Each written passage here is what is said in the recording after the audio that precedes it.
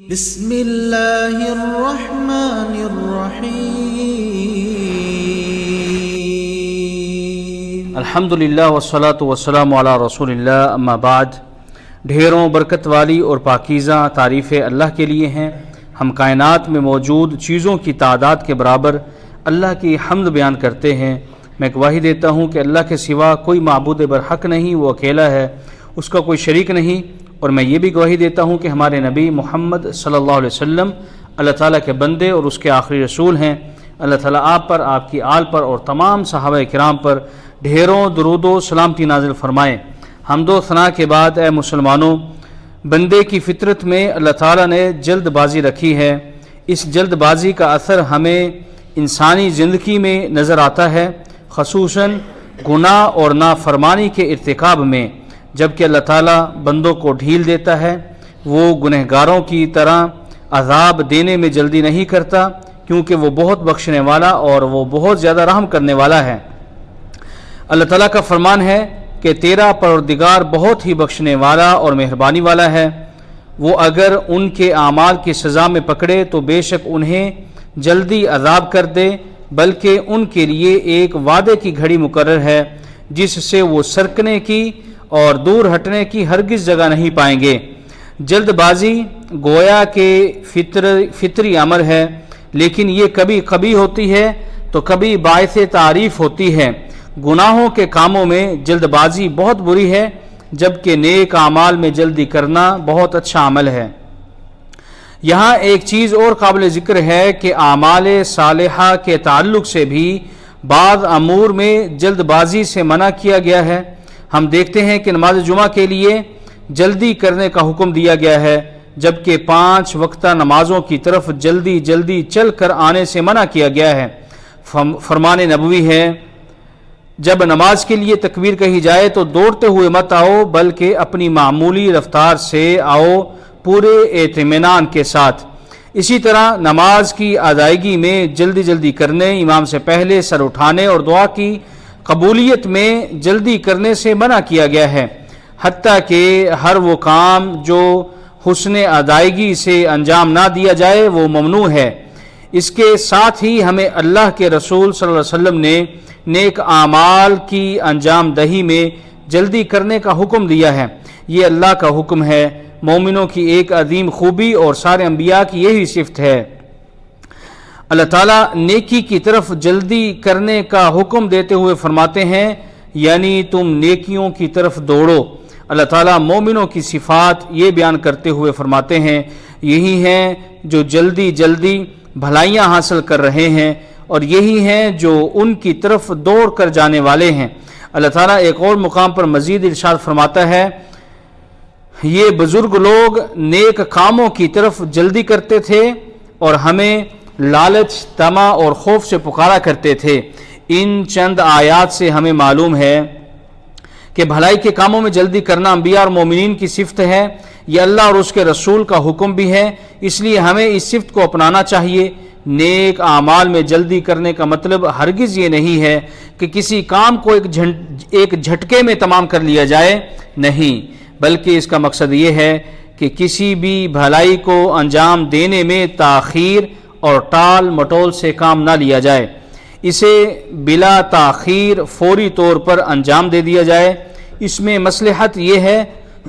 کہ تاخیر کرنے سے ممکن ہے کوئی رکاوٹ پیدا ہو جائے اور سوچا ہوا نیک کام ادا نہ ہو سکے۔ اے اللہ کے بندو، یہ سب کو معلوم ہے کہ آج کے زمانے میں نیکی کرنا مشکل اور برائی انجام دینا کتنا ہی آسان ہے، کیونکہ گناہوں میں جلد بازی شیطان کی طرف سے ہے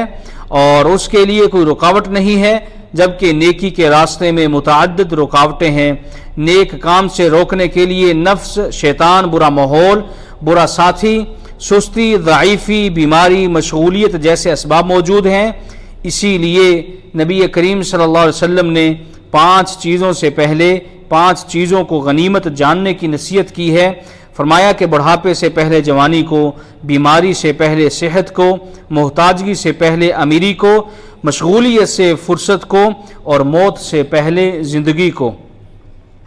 اس لیے اچھا آدمی وہ ہے جو برابر عمل کرتا رہتا ہے اور نیک عمل کرنے اور نیک کام اور نیک کام کے کرنے میں جلدی کرتا ہے۔ اس تعلق سے چند احادیث پر نظر ڈالتے ہیں تاکہ مزید ہمیں نصیحت ملے اور یہ محرک بن کر ہمارے دل کو اس صفت حمیدہ کی طرف ابھاریں۔ چنانچہ نبی کریم صلی اللہ علیہ وسلم ہمیں فتنے کے ظہور سے پہلے نیک کام جلدی جلدی کر لینے کا حکم دیتے ہیں، کیونکہ فتنہ ظاہر ہونے کے بعد اعمال صالحہ پر قابو پانا ناممکن اور مشکل ہو جائے گا۔ فرمان نبوی ہے، جلدی جلدی نیک کام کر لو ان فتنوں سے پہلے جو اندھیری رات کے حصوں کی طرح ہوں گے۔ صبح کو آدمی ایماندار ہوگا اور شام کو کافر، یا شام کو ایماندار ہوگا اور صبح کو کافر ہوگا، اور اپنے دنیا کے مال کے بدلے دین کو بیچ ڈالے گا۔ دراصل ان فتنوں کے زمانے میں ابتلا اور آزمائش اس قدر سخت ہوں گی کہ آدمی ان آزمائشوں میں مبتلا ہو کر کب ایمان سے ہاتھ دھو بیٹھے کچھ پتہ نہیں۔ ایسے موقعوں پر بسا اوقات اللہ کی تقدیر و فیصلوں سے بھی انسان کا اعتماد اٹھ جاتا ہے اور طرح طرح کے شکوک و شبہات میں مبتلا ہو جاتا ہے، اس لیے صبح شام تک کا بھروسہ نہیں۔ اس لیے حدیث میں فتنوں کی آمد سے پہلے اعمال صالحہ کی ترغیب دی گئی ہے کہ فتنوں کا زمانہ چونکہ آزمائشی وقت ہونے کی وجہ سے یا تو نیک اعمال کی طرف لوگوں کی توجہ نہیں ہوتی یا پھر اس کی توفیق انہیں میسر نہیں ہوتی۔ ایک دوسری حدیث میں نبی کریم صلی اللہ علیہ وسلم نے 6 فتنوں کا ذکر فرمایا اور فرمایا جلدی کرو نیک اعمال کرنے کی 6 چیزوں سے پہلے، 1 دجال کے نکلنے سے، 2 دھواں، 3 زمین کا جانور، 4 آفتاب کا مغرب سے نکلنا، 5 قیامت، 6 موت سے پہلے۔ اس حدیث میں نبی کریم صلی اللہ علیہ وسلم نے ایک بہترین اور شاندار وصیت فرمائی ہے اور سوالیہ انداز کے ذریعے اس کی تاکید بھی فرمائی، جو کہ بنا کسی ہچکچاہٹ اور سستی کے نیک اعمال کو جلدی سے انجام دینے پر ابھارنے کا ایک بہترین و مفید طریقہ ہے۔ لہذا ہر شخص کو چاہیے کہ وہ اپنی صحت اور اپنے وقت سے فائدہ اٹھا کر جلدی جلدی نیک اعمال کر لے، کیونکہ کہیں ایسا نہ ہو کہ بعد میں جب اس کے پاس نیک اعمال کرنے کی طاقت و قوت نہ ہو یا اس کے پاس وقت نہ ہو تو وہ افسوس کرے، کیونکہ اس وقت افسوس کرنا کچھ فائدہ نہ دے گا۔ چنانچہ نبی کریم صلی اللہ علیہ وسلم کے فرمان کے 7 آفتوں کے آنے سے پہلے جلدی جلدی نیک عمل کر لو، اس کا مطلب ہے کہ نیک اعمال کرنے، انہیں ان کی صحیح جگہوں میں تلاش کرنے، ان تک پہنچانے والے ایسے صحیح راستوں کا درست و مناسب انتخاب کرنے میں موقعوں کا فائدہ اٹھاؤ جو تمہارے لیے دنیا و آخرت میں زیادہ نفع بخش ہوں اور زیادہ اجر و ثواب کا باعث بنے، اور اس میں خلوص سے کام لو، یعنی اللہ کے خوشنودی و رضامندی کے لیے اعمال صالحہ کرو۔ چنانچہ یہ تمام چیزیں مبادرات یعنی جلدی کرنے کے مفہوم میں شامل ہیں، کیونکہ اس کا مفہوم اور بھی وسیع ہے۔ چنانچہ اعمال صالحہ یعنی نیک اعمال میں ایک دوسرے سے سبقت کرنا، ایک دوسرے کی مدد کرنا اور اس میں بہت زیادہ سعی و کوشش کرنا، عبادات و معاملات میں جسمانی و روحانی جد و جہد صرف کر کے اللہ سے اجر و ثواب کی امید رکھنا وغیرہ، یہ سب چیزیں بھی مبادرت اور جلدی کرنے کے مفہوم میں شامل ہیں۔ اے اللہ کے بندو، عقل مند شخص اپنی کوئی گھڑی بھی ایسی نہیں گزرنے دیتا جس میں وہ کوئی نیک عمل صالحہ نہ کرے جو اسے اللہ کے قریب کرے، نہ وہ اپنے اور اپنے مسلمان بھائیوں کے لیے بھلائی اور اس کے اسباب اور راستوں کی طلب میں کوئی کسر چھوڑتا ہے، اور نہ ہی وہ کبھی اللہ کے ذکر کو چھوڑتا ہے، کیونکہ وہ جانتا ہے کہ اللہ کا ذکر ہی بہترین معاون و مددگار ہے۔ مذکورہ حدیث سے ہرگز یہ مطلب نہیں لیا جائے گا کہ محض فتنے کی آمد سے قبل اعمال صالحہ کی طرف جلدی کی جائے، بلکہ یہ حکم عام ہے، جیسا کہ اوپر کی آیات میں مومنوں کی صفت کو ذکر کیا گیا ہے۔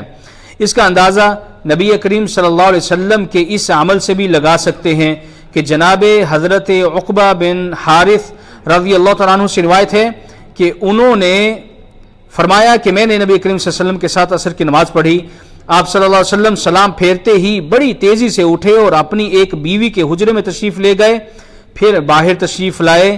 آپ صلی اللہ علیہ وسلم نے اپنی جلدی پر اس تعجب و حیرت کو محسوس کیا جو صحابہ کے چہروں سے ظاہر ہو رہا تھا، اس لیے آپ صلی اللہ علیہ وسلم نے فرمایا کہ نماز میں مجھے سونے کا ایک سکہ یاد آ گیا جو میرے پاس تقسیم سے باقی رہ گیا تھا، مجھے برا معلوم ہوا کہ میرے پاس وہ شام تک یا رات تک رہ جائے، اس لیے میں نے اسے تقسیم کرنے کا حکم دیا اور اس میں جلدی کی۔ اس حدیث سے اندازہ لگا سکتے ہیں کہ آپ کے پاس صدقے کا سامان تھا، اس کی تقسیم میں ذرہ برابر بھی یعنی رات بھر کی تاخیر بھی کس قدر ناگوار معلوم ہوئی۔ جیسے ہی معلوم ہوا صدقہ کی چیز گھر میں موجود ہے، فوراً اس کو تقسیم کرنے کا حکم دے دیا۔ اس کام کے لیے آپ نے نماز کے بعد کے اذکار بھی ترک کر دیے، حتیٰ کہ لوگوں کے کندھے بھی پھلانگے۔ کس قدر صدقہ میں آپ صلی اللہ علیہ وسلم نے جلدی فرمائی۔ یہ ہے نیک عمل میں جلدی کرنے کا مطلب اور ایک اعلیٰ نمونہ۔ اسی لیے بندوں کے حقوق سے متعلق نبی کریم صلی اللہ علیہ وسلم کا فرمان ہے کہ کسی مسلمان کے لیے جن کے پاس وصیت کے قابل کوئی بھی مال ہو درست نہیں کہ وہ 2 رات بھی وصیت کو لکھ کر اپنے پاس محفوظ رکھے بغیر گزارے۔ اس حدیث سے خیر کے کام میں جلدی کرنے کی ترغیب ملتی ہے۔ آپ صلی اللہ علیہ وسلم کے صحابہ سے اعمال خیر اور اعمال صالحہ میں سبقت اور جلدی کرنے کی بہت ساری مثالیں موجود ہیں۔ ان صحابہ کی مثالوں کی روشنی میں جب ہم اپنا جائزہ لیتے ہیں تو معلوم ہوتا ہے کہ ہمارے اندر جلد بازی ہے، مگر دنیا کمانے میں اور گناہ کرنے میں، بھلائی کے کاموں میں ہمارے اندر جلد بازی نہیں ہے۔ اس لیے نبی کریم صلی اللہ علیہ وسلم کے فرمان یعنی فتنوں سے پہلے جلدی عمل صالحہ کر لو، نیک عمل کر لو، اس کا مطلب ہے کہ ان فتنوں کے ظاہر ہونے اور آنے سے پہلے ہی نیک اعمال کر لو، اپنے اوقات سے فائدہ اٹھا لو قبل اس کے کہ وہ فتنے ظاہر ہو جائیں، اور پھر تم نیک اعمال کو چھوڑ کر ان میں لگ جاؤ، نیک لوگوں کا راستہ اپنا لو قبل اس کے کہ وہ فتنے تمہیں بدکاروں کا راستہ اپنانے پر ابھاریں۔ بھلائی اور نیکی کے راستوں کو کھونے سے پہلے ہی تم انہیں تلاش کر لو کہ کہیں ایسا نہ ہو کہ بعد میں وہ تمہیں نہ مل سکیں۔ فضائل و آداب اور عمدہ اخلاق سے آراستہ ہو جاؤ قبل اس کے کہ وہ فتنے تمہاری عقل اور خرد کو سلب کر لیں کہ پھر تمہارے اندر عفو و درگزر اور حسن سلوک وغیرہ عمدہ صفات کی طاقت و قدرت ہی نہ رہے۔ نیز شیطان ہمہ وقت انسان کو بہکانے اور گمراہ کرنے کی طاق میں لگا ہوا ہے، دنیا کی رنگینیاں اس کے سامنے پیش کرتا ہے، اسے طویل عرصے تک دنیا میں زندہ رہنے کی آرزو اور تمنا یاد دلاتا ہے، سیدھی راہ سے بھٹکاتا ہے۔ نیز انسان کا نفس بھی اس کے خلاف شیطان کے تابع دار ہو جاتا ہے، لہذا جس چیز کے کرنے کا وہ حکم دیتا ہے وہی کرتا ہے، اور جس چیز سے وہ روکتا ہے وہ رک جاتا ہے، ہاں سوائے اس شخص کے جسے رب کریم اپنے فضل و کرم سے ان کی چالوں اور بازوں سے محفوظ رکھے۔ اے اللہ کے بندو، اللہ تعالیٰ نے جا بجا مختلف نیک اعمال صالحہ کا بڑا اجر بیان بتلایا ہے، بڑا اجر بیان کیا ہے، اور عظیم انعامات کا وعدہ کیا ہے، مگر ان کی طرف دل راغب نہیں ہوتا۔ اور اگر دنیا کی بات کی جائے، مثلا کہا جائے کہ جو فلاں جگہ اور فلاں وقت پر حاضر ہو جاؤ اس کو 1 لاکھ ملے گا، چنانچہ اس خبر کو سننے والا ہر کوئی وقت پر فائدہ لینے اس جگہ حاضر ہو جائے گا۔ اس بات کا صاف مطلب ہے کہ ہمارا ایمان بہت کمزور ہے، اس کی اصلاح اور اسے قوت دینے کی ضرورت ہے۔ آئیے آج سے ہم عزم کرتے ہیں کہ اپنے ایمان کی اصلاح کریں گے اور نیک لوگوں کے راستے کو اپنائیں گے اور انہی کے راستوں پر ہم چلیں گے۔ اللہ تعالیٰ سے دعا ہے کہ قرآن حکیم کو ہمارے لیے باعث